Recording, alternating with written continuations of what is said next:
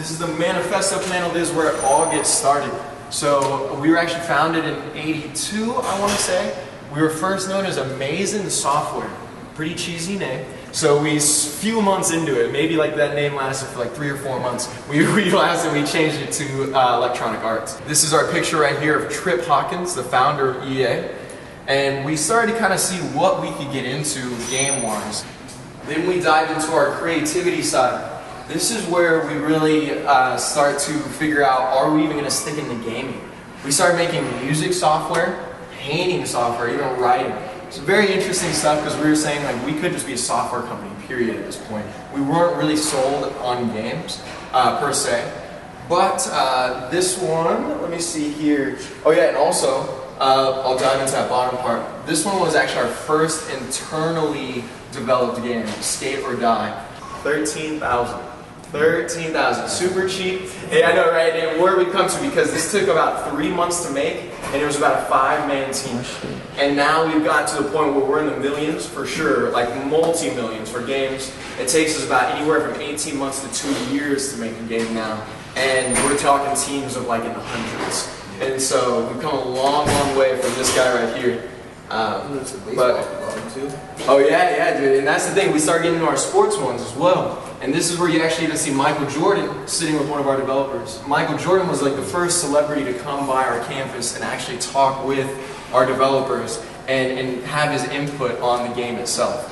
So he's the one who really started setting that precedence to we actually welcome our athletes, we welcome that input, and that's whenever a lot of athletes started coming through on the visiting side. For sure, good old John Madden. This is where we start growing quite a bit here.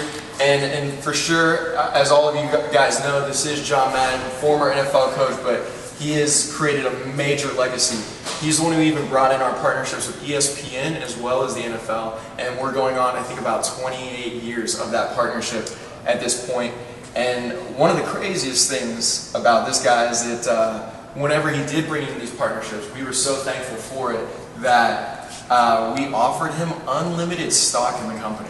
We said, hey, like, you know, we think this is a great partnership. You basically write your check if you're down to stick with us for this long period of time. He actually said, no, I'm actually okay. You guys go ahead. Of course, like, we still have a good partnership to have our Madden video games, but he turned it down and he said that that's probably one of the biggest regrets he has in his life for turning down that stock. Shaq Fu, as a matter of fact. So this is even more creative. We start kind of getting goofy with it, and we start seeing like what are the games we can really create. We started getting away from the software side, coming into like some really creative games. You got some hockey here. Shaq Fu, I don't even know what comes in. Like, could you punch someone? I don't know. Like that's the weird part about that one.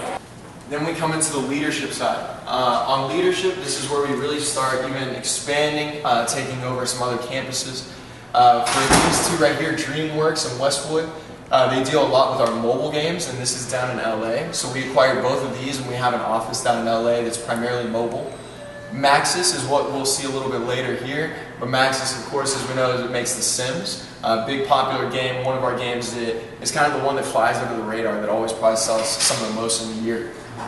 Tiburon. So Tiburon is actually in Orlando, and that's where we get a lot of our sports games. We get Madden out of there, NBA Live, PGA, and I think one else. I may be missing one.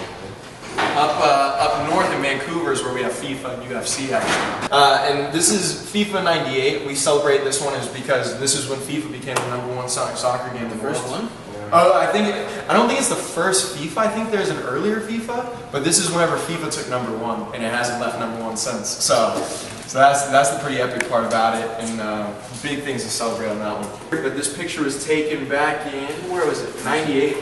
98. So it's been a while since these buildings have been around, and we've been expanding slowly but surely. So been a good ride on that one.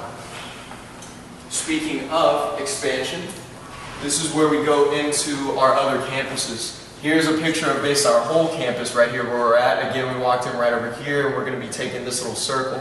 Then we've got other images of our other ones, like such as in Geneva, Switzerland, Australia, you have Japan, Tiburon, this is the one that's in Orlando, Black Box, I forget where that's exactly at, Los Angeles, Montreal. And yeah, then this is basically kind of where it starts looking into all of our multiple studios that have come across the board here.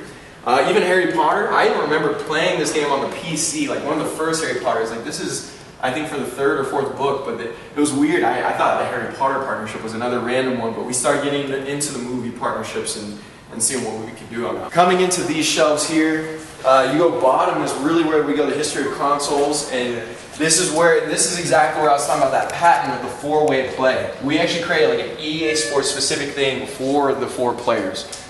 Pretty cool on that one. And then we have on the second shelf, this is basically known as our swag. Stands for stuff we all get. And so basically there's just like the stuff that was handed out to our employees or other partners over time. And then over the top, these are some other internal awards that we've celebrated.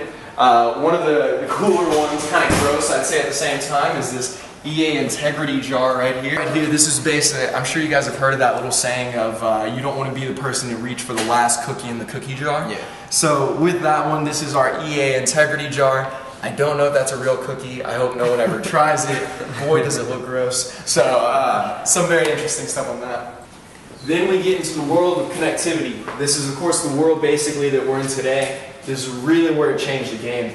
Where you went from having your one console at home where you were able to save onto a memory card, and even that was kind of hard, difficult. You had to make sure that your other friends' consoles could take certain memory cards and everything, to the point where it was online connectivity. This basically started around 2006, so we're about maybe 10 years deep into the world of online where I could save my data, I can even pull up my profile if I go over to my buddy's house, things like that. Some really cool stuff, and especially mobile games. Mobile games have gone to the next level. We've entered into that world, and obviously I think that may even be probably some of the biggest future in gaming. I think that we're trying to make quite a big bet on the mobile space to see where we go there.